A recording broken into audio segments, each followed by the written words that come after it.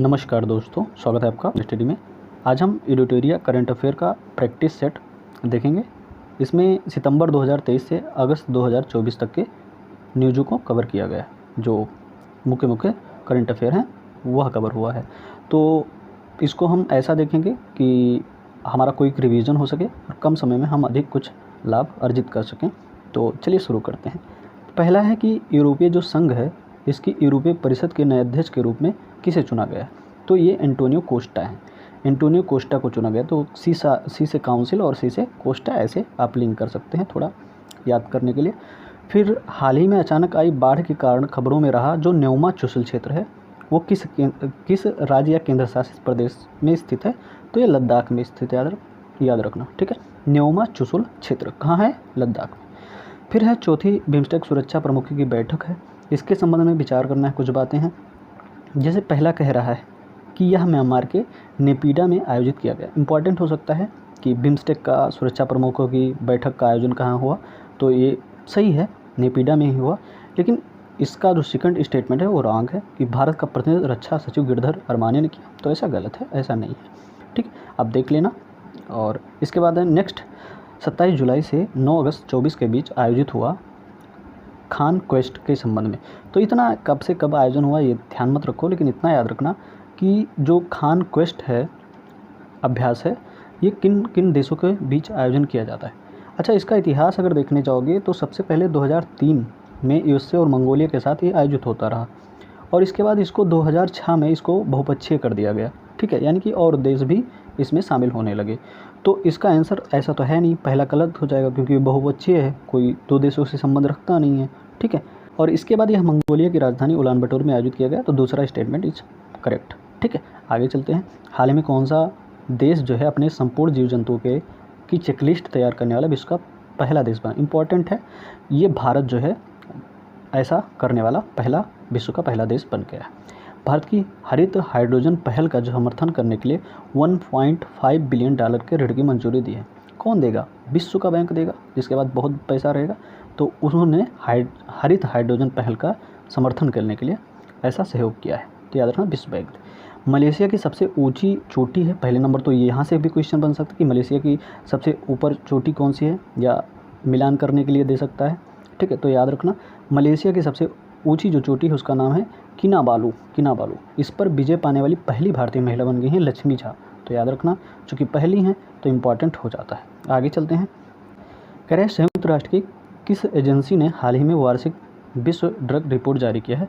तो याद रखना, UNODC है। खास इंपॉर्टेंट नहीं है लेकिन याद रख सकते हो, कहीं पूछ लिया जाए तो कि कौन जारी करता है। तो UNODC, इसका फुल फॉर्म अगर देखोगे तो office on drug and crime है, ठीक है। यह कुछ इम्पॉर्टेंट है, अधिक इम्पॉर्टेंट है, कुछ नहीं, क्योंकि राज्यपाल हाल ही में नए राज्यों के राज्यपाल की नियुक्ति हुई है अलग अलग राज्यों में। तो जैसे तेलंगाना में राज्यपाल बने हैं जिष्णु, तो तेलंगाना के जिष्णु हो गए, और सिक्किम के ओम प्रकाश माथुर हो गए, और झारखंड के तुम्हारे संतोष कुमार गंगवार जी हो गए, और छत्तीसगढ़ के हो गए रमन डेका जी, ठीक है। आगे चलते हैं। भारत और मंगोलिया जो है उसके बीच में एक संयुक्त सैन्य अभ्यास होता है। तो फर्स्ट नंबर सैन्य अभ्यास है, और यह जो है 16वां संस्करण है। आयोजित कहाँ किया गया? तो उमरोई है। कहाँ? मेघालय के उमरोई में। यहाँ याद रख सकते हैं यह चीज़ आप। कहाँ आयोजित किया गया? उमरोई में। इंपॉर्टेंट ये ज़्यादा है कि कहाँ आयोजन किया गया, तो उमरोई में है, और ये सैन्य अभ्यास है। तो हम धीरे धीरे रिपीट करते रहेंगे ताकि आप लोगों को याद भी हो जाए, और हम थोड़ा जल्दी जल्दी कर भी रहे हैं क्योंकि रिवीजन फॉर्म में कर रहे हैं, और हम कोई एक्सप्लेनेशन उतना नहीं कर रहे हैं, जो लगता है इम्पोर्टेंट है उसको कवर करते हैं। फिर जुलाई 24 में जो है आइडियाज़ फॉर लाइफ पहल, खास इंपॉर्टेंट नहीं है, बस याद रखते हो आइडियाज़ फॉर लाइफ पहल अगर आ जाए तो ध्यान रखना कि केंद्रीय पर्यावरण एवं जलवायु परिवर्तन मंत्री और भूपेंद्र यादव का है।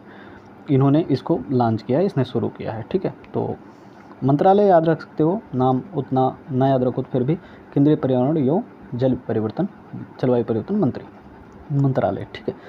फिर नेक्स्ट है भारतीय अंतरिक्ष अनुसंधान संगठन, इसका दूसरा जो स्पेस पोर्ट है वो कहाँ स्थापित हुआ। तो याद रखना, तमिलनाडु।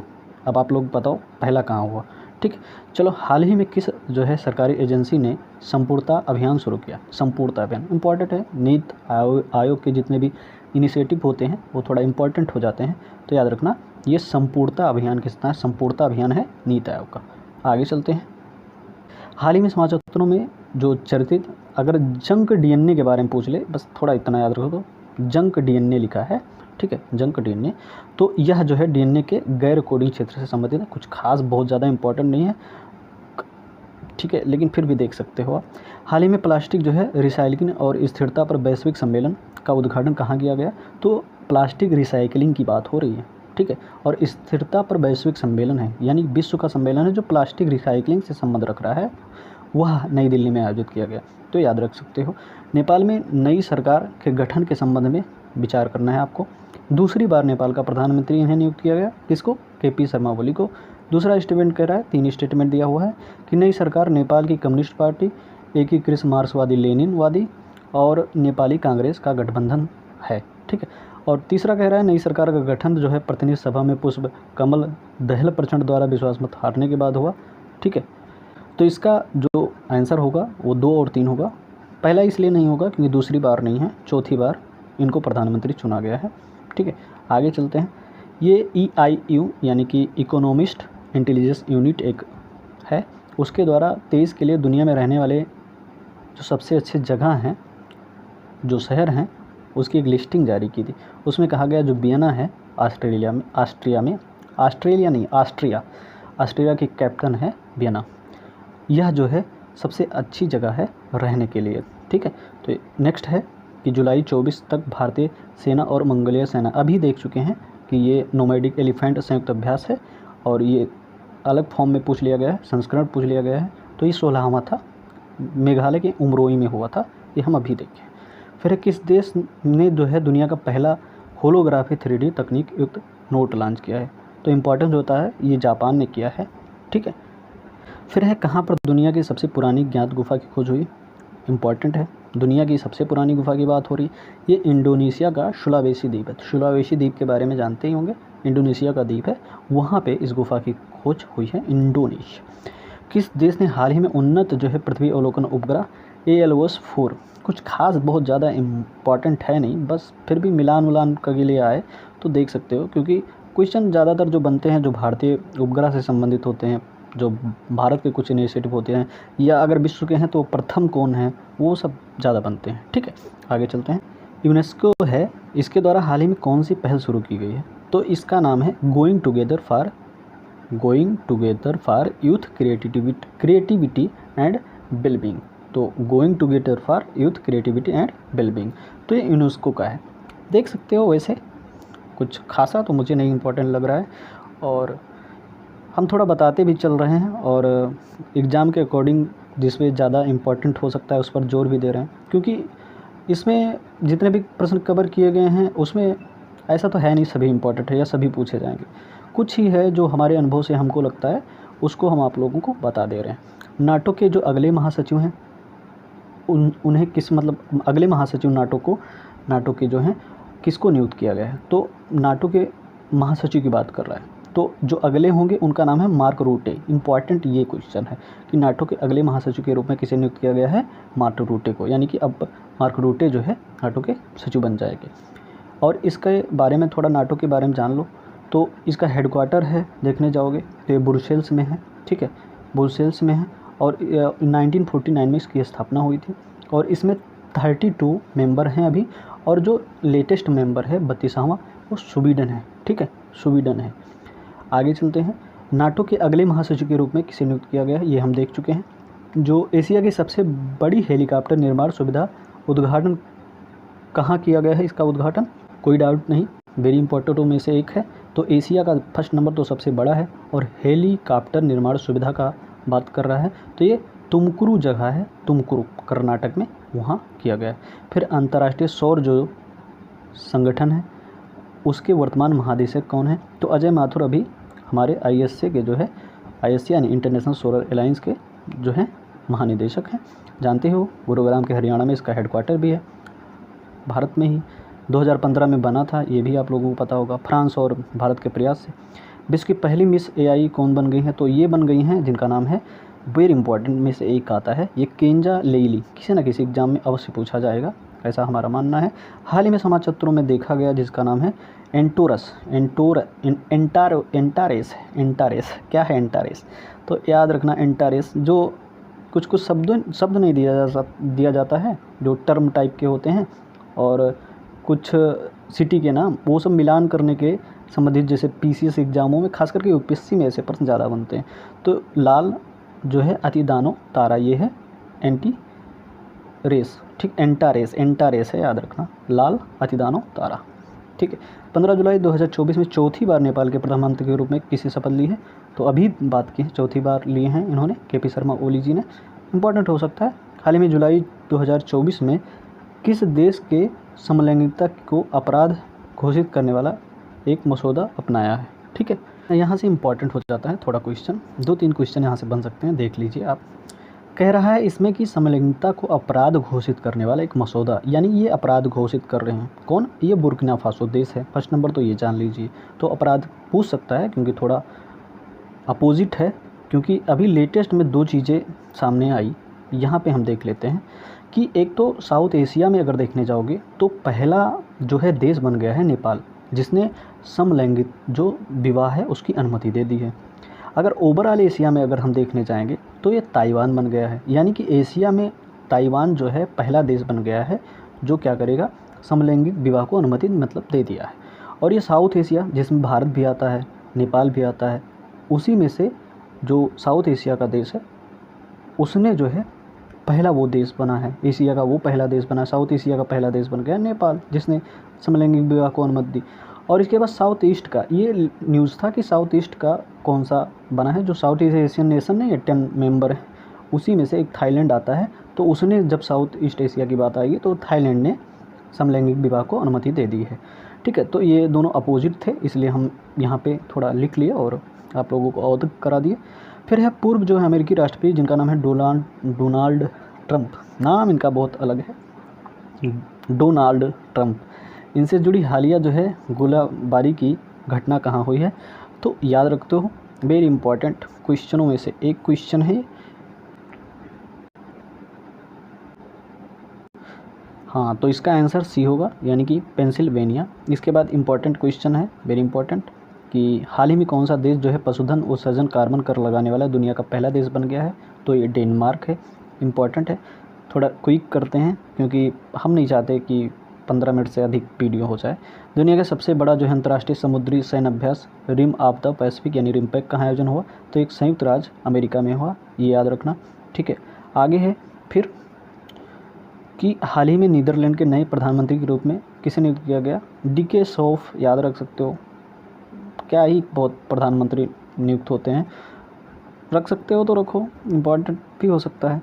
हाल ही में जो है इसरो द्वारा जो ये RLV है ना, रीयूज लॉन्च व्हीकल, यानी दोबारा प्रयोग कर सकते हो, इसका दूसरा जो है लैंडिंग परीक्षण को सफलतापूर्वक पूरा कर लिया। इस RLV जो है को क्या नाम दिया गया? तो इसका जो नाम दिया गया है वो पुष्पक है। ये व्योममित्र क्या है? तो महिला गगनयान रोबोट है, गगनयान में जो प्रयुक्त होगा वो रोबोट है, ये व्योममित्र, याद रख सकते हो। किस राज्य सरकार ने जो है मुख्यमंत्री माझी लड़की बहन योजना, तो माझी वाजी जो ज़्यादा बोलता आता माझी सटकली टाइप का, तो महाराष्ट्र हो जाता है, ये थोड़ा याद रख सकते हो, ट्रिक बोल दिया क्योंकि मराठी में माझी बोला जाता है मुझे, ठीक है शायद। भारत में जो है, भारत ने कितने साल बाद जो है ICC विश्व कप जीता? 13 साल के बाद जीता है, इंपॉर्टेंट हो सकता है, ठीक है, क्योंकि 13 साल बाद जीता है। फिर इसके बाद है जुलाई 24 में नई दिल्ली में जो है ग्लोबल इंडिया AI समिट का उद्घाटन किया, किसने किया? अश्विनी वैष्णव जी ने किया था। तो याद रखना, मोदी जी नहीं है इसमें, ये जो ग्लोबल इंडिया AI समिट है। इसके बाद है भारत ने 46 यानी 46वें नंबर की यूनेस्को विश्व धरोहर समिति की बैठक कहाँ आयोजित की? इंपॉर्टेंट है, वेरी इंपॉर्टेंट है, यहाँ से क्वेश्चन पूछा जाएगा क्योंकि भारत कर रहा है और ये यूनेस्को पहली बार भी आयोजन कर रहा है भारत, और ये भारत मंडपम में हुआ। तो इसके बाद नेक्स्ट है कौन तीसरी बार जो है झारखंड का 13वां मुख्यमंत्री? तो हेमंत सोरेन बन गए। हाल ही में चुनाव भी होने वाला है झारखंड में। और महाराष्ट्र के किस ज़िले में जो है तोपखाना संग्रहालय का उद्घाटन किया गया? तो नासिक में, तोपखाना संग्रहालय महाराष्ट्र के नासिक में। फिर SBI के नए अध्यक्ष के रूप में, ये याद रख सकते हो, श्रीनिवासुलु शेट्टी। तो श्रीनिवासुलु शेट्टी जो बन गए हैं SBI के नए अध्यक्ष। किस टेनिस खिलाड़ी को जो बैंक ऑफ बड़ौदा का ब्रांड एम्बेसडर बना दिया गया है? तो ये सुमित नांगल है। ठीक है। दुनिया की सबसे ऊंची जो बी आर अम्बेडकर की प्रतिमा का अनावरण कहाँ किया गया है? ये विजयवाड़ा में किया गया है। तो याद रखते हो, चूँकि दुनिया की सबसे ऊंची है और बी आर अम्बेडकर जी की प्रतिमा जो है, तो ये विजयवाड़ा में इसका जो है अनावरण किया गया है। आगे चलते हैं। किसकी जीवनी जो है स्वर स्वामिनी आशा, इसको हाल ही में मुंबई में विमोचन किया गया। तो ये आशा भोसले, नाम में स्पष्ट हो जा रहा है किसका जीवनी है, आशा। स्वर स्वामिनी आशा लिखा भी है। भारत के पहले एआई विश्वविद्यालय का कुल जो पति हैं उन्हें किसे नियुक्त किया, यानी जो कुलपति होते हैं उन्हें किसे नियुक्त किया गया है? तो ये साइमन मार्क हैं। इसको याद रखना, पूछ सकता है, इंपॉर्टेंट हो सकता है ये क्वेश्चन। पेंशन विभाग ने हाल ही में जो है सरकारी सेवानिवृत्त लोगों के लिए जो है एक ऑनलाइन पोर्टल लॉन्च किया। इस पोर्टल का नाम क्या है? तो ये विकास पोर्टल नाम है, पेंशन विभाग ने किया है और विकास पोर्टल लॉन्च किया। प्लास्टिक जो है रिसाइकलिंग और स्थिरता पर वैश्विक जो है सम्मेलन, इसका आयोजन कहाँ हुआ? तो अभी एक बार देख चुके हैं कि ये नई दिल्ली में हुआ है। ठीक है। और इसके बाद मर्सर की जो है cost of living city index है, ये सिटी रैंकिंग है 2024। इसके अनुसार भारत का सबसे महंगा शहर मुंबई बन गया है। तो मर्सर जारी करता है cost of living city ranking. अगर जारी करता है कौन पूछा जाएगा तो याद रखना ये दिल्ली है, भारत का सबसे महंगा शहर बन गया है ये दिल्ली। ठीक है। फिर है किस राज्य में न्यूयॉर्क के टाइम्स स्क्वायर की तर्ज पर जो है टी स्क्वायर बनाए जाने की घोषणा की? ये तेलंगाना में है। ठीक है। न्यूयॉर्क के टाइम स्क्वायर इंपॉर्टेंट हो सकता है क्योंकि कंपेयर टू वर्ल्ड विश्व से तुलना हो रही है इसकी। तो न्यूयॉर्क के टाइम्स स्क्वायर की तर्ज पर जो है टी स्क्वायर बनाने की जाने की घोषणा की गई है तेलंगाना में।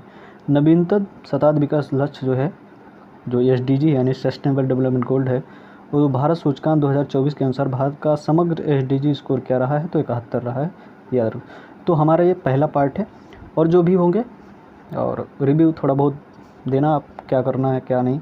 वैसे हम 15 मिनट से अधिक वीडियो को नहीं ले जाना चाहते ताकि हमारा जल्दी से रिवीजन हो जाए। अगर अब आप देखो, हम इसलिए थोड़ा जल्दी भी बोल रहे हैं ताकि जल्दी से रिवीजन, हमारे पर्पज़ सिर्फ रिवीजन कराना है और डिटेल्स तो आप इधर उधर देखते ही रहते हैं। चलो ठीक है, धन्यवाद।